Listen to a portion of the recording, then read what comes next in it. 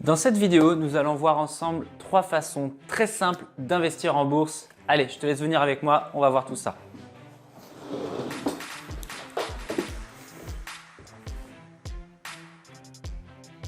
Alors j'ai décidé de te faire une vidéo de la manière la plus simple possible de l'investisseur boursier novice que je suis. Je m'intéresse à la bourse depuis plusieurs mois, de grosso modo 2-3 mois, et je vais essayer de t'expliquer avec des mots très simples les informations et voilà, ce que j'ai compris des différentes techniques finalement pour investir en bourse. Alors si tu es un investisseur boursier expérimenté, peut-être que cette vidéo ne va pas t'intéresser, mais néanmoins tu peux très bien la suivre pour me donner ton avis, pour me faire progresser et faire progresser les gens qui la regarderont. Donc voilà, avant toute chose, si tu ne connais pas encore cette chaîne, je m'appelle Jérôme alias GG La Gestion et je t'invite fortement à t'abonner. Tu cliques sur le petit bouton qu'il y a juste dans l'angle. Tu peux activer également la petite cloche de notification pour recevoir les prochaines vidéos en exclusivité. Cette chaîne traite notamment du sujet des finances personnelles. Si c'est un sujet qui t'intéresse, je t'invite à me suivre en t'abonnant à la chaîne. Et puis voilà, si la vidéo te plaît, tu laisses un like, un commentaire. Donc voilà. On passe maintenant au sujet de la vidéo. Donc, quels sont les différents types d'investissement en bourse? Alors, avant d'investir en bourse, je t'invite par contre fortement à te former. Voilà. Soit tu prends une formation en ligne, comme il en existe des dizaines, moi c'est ce que j'ai fait pour ma part. Soit tu peux également apprendre à travers les livres. Celui-là, je l'ai sous la main. C'est un livre que j'ai bien aimé, qui te permet vraiment d'avoir les bases et de comprendre justement les styles qui te font gagner et les méthodes qui te font perdre. D'ailleurs, c'est le nom du bouquin, hein. Style gagnant, style perdant. L'auteur, c'est Julien Delagrandan. Voilà, moi, c'est un auteur que j'aime bien. J'avais également acheté un de ses livres sur l'investissement immobilier. Donc ça, c'est un des livres que j'ai lu. T'en as un autre que j'ai pas sous la main, mais je vais te mettre le titre juste ici. C'est Épargnant 3.0. C'est d'Edouard Petit, qui est spécialisé dans les ETF, dont je vais te parler également dans la vidéo. Le plus important avant de passer à l'action, c'est d'apprendre, de connaître et de savoir dans quoi tu vas mettre ton argent. C'est comme dans l'immobilier, il faut vraiment connaître avant d'agir. On est dans une période qui est absolument incroyable pour l'investisseur boursier. On est dans une période de crise, je ne t'apprends rien. Crise sanitaire qui va dériver certainement sur une crise économique et il y a en ce moment de réelles opportunités à investir en bourse. C'est pour ça que j'ai décidé de te faire cette vidéo. J'ai différencié 3 catégories pour justement investir en bourse et je vais tenter de t'expliquer tout ça. Alors la première façon d'investir en bourse, c'est ce qu'on va appeler la value investing. Alors qu'est-ce que c'est que ce charabia en anglais? Eh bien c'est très simple. Donc la value investing, c'est un concept finalement qui a été inventé par le légendaire Benjamin Graham, qui n'est autre que le mentor de Warren Buffett. Alors si tu ne connais pas Warren Buffett, je t'invite fortement à taper son nom sur Google. Aujourd'hui en 2020, il pèse 67,7 milliards de dollars. Donc voilà, ça te pose un petit peu la fortune de ce monsieur. Donc la value investing, c'est quoi? C'est investir dans la valeur. L'idée globale, c'est de trouver des sociétés, c'est d'aller chasser vraiment des sociétés dont la valeur, dont le prix finalement, dont le cours de l'action subit une forte décote à un instant T. Faut savoir que le marché boursier, il n'est pas forcément logique. Des fois, il y a des mouvements de panique qui fait que les prix s'effondrent, les prix sont irrationnellement bas, comme ça peut être le cas en ce moment. Et c'est justement à ce moment-là qu'il faut sauter sur l'opportunité pour acheter une action qui va subir une forte décote. L'avantage de tout ça, c'est que ça va te permettre justement de réduire le risque. Voilà, tu es sûr au moins d'acheter une action à un prix beaucoup plus bas que ce qu'elle ne coûte. Donc sur une optique de long terme, le cours de l'action, la valeur reprendra une position beaucoup plus haute et tu pourras réaliser du coup un profil quand le marché reviendra à la norme.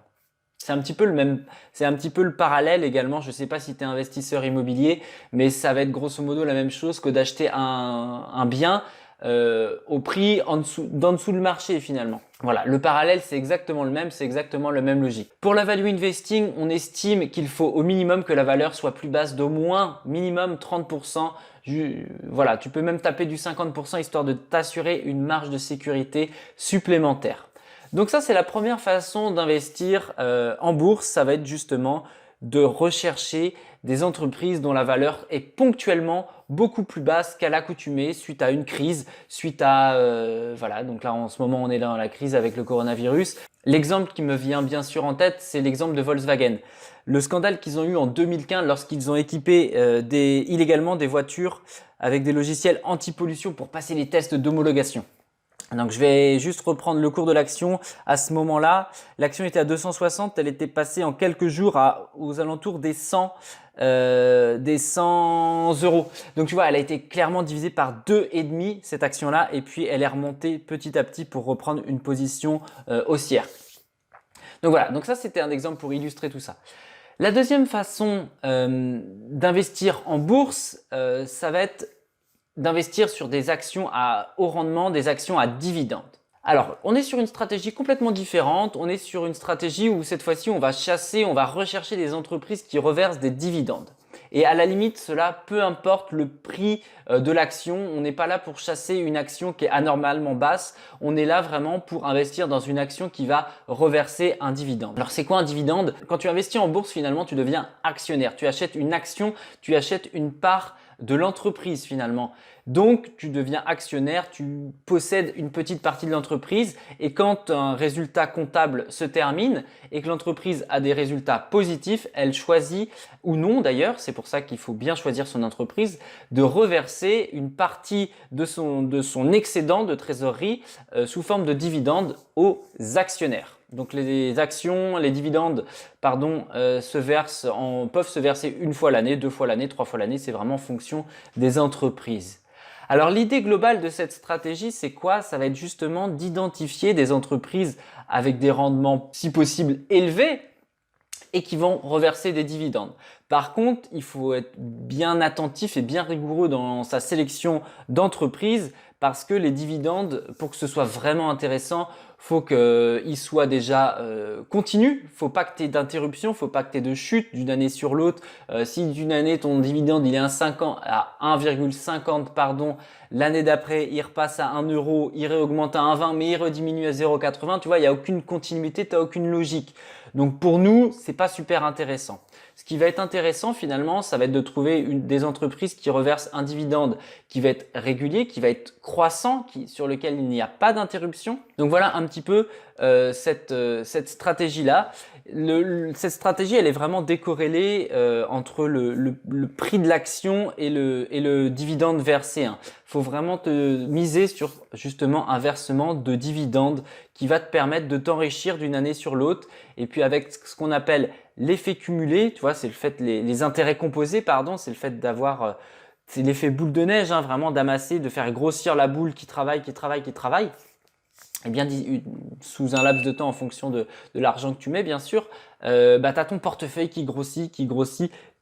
L'idée globale, ça va être de chercher du coup de construire un portefeuille d'actions équilibré entre des entreprises qui vont avoir beaucoup de rendement, donc qui vont verser beaucoup de dividendes, et puis des entreprises qui vont peut-être verser un petit peu moins de dividendes, mais sur un dividende qui va croître petit à petit. Donc sur une optique long terme, c'est quelque chose qui est très intéressant. Donc tu vois, l'idée, ça va être de mixer un petit peu tout ça, de faire à ta sauce en fonction de ce que tu vises, de tes objectifs finalement, de faire un portefeuille qui va correspondre un petit peu à tes attentes. Donc voilà, les actions, tu peux, je vais pas m'éterniser là-dessus, mais tu peux les regrouper dans une enveloppe fiscale qui va s'appeler le PEA. Moi, c'est ce que je te conseille. C'est une enveloppe fiscale, aujourd'hui c'est la plus intéressante parce que si tu gardes tes actions en portefeuille plus de 5 ans, tu as juste les cotisations sociales à 17,2% à payer quand tu les retires. Donc voilà, je fais une aparté là-dessus. Tu trouveras plein d'infos sur le PEA sur Internet si tu fais cette recherche.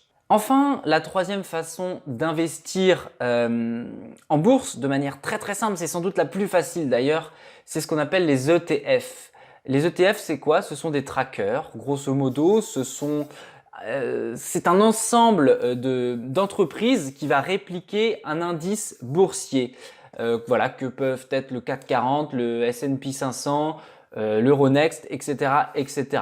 En gros, c'est quoi? Ce sont des fonds d'investissement qui sont émis justement par des sociétés de gestion. Alors, si tous ces termes te paraissent un peu barbares, c'est normal au début. Donc, société de gestion, tu en as plusieurs gros groupes. Les plus connus, c'est Lyxor, Amundi notamment. Et l'avantage en fait des ETF, c'est quoi? C'est que c'est très très facile. Tu achètes un ETF, donc que pareil, tu identifies en fonction de tes propres critères. Et cet ETF-là, il va regrouper un ensemble d'entreprises. Donc tu peux investir par exemple sur le marché, tu te dis bah, je veux investir sur les 500 plus grosses entreprises américaines.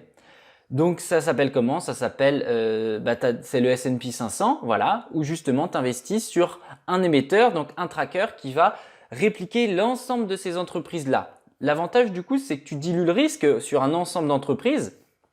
Donc voilà, tu peux faire la même chose à l'échelle du marché français. Tu peux également choisir un ETF sur une zone géographique. Tu peux choisir par exemple les pays émergents.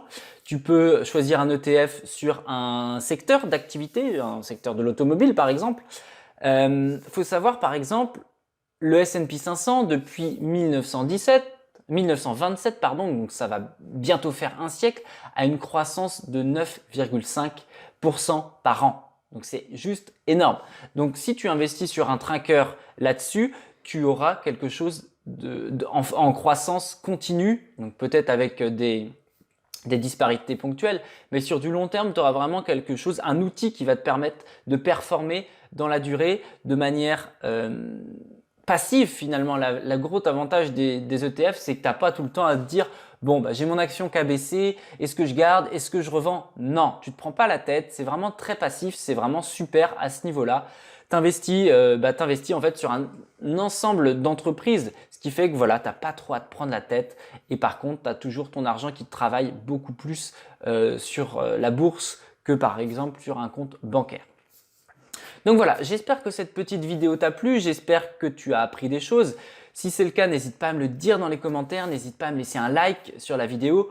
Et puis, je voulais également t'inviter à t'inscrire à mes emails privés. Voilà, ça c'est dans la description.